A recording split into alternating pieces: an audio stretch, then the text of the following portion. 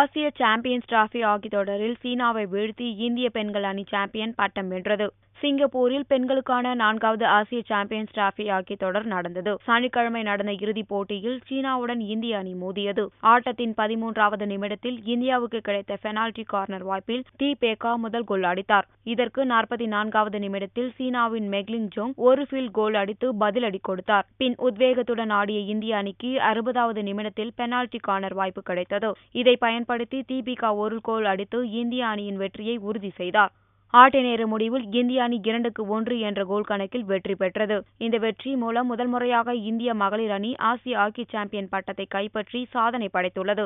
ஆசிய ஆண்கள் ஹாக்கி தொடரிலும் பாகிஸ்தானை வீழ்த்தி இந்திய அணி சாம்பியன் பட்டத்தை கைப்பற்றியது குறிப்பிடத்தக்கது.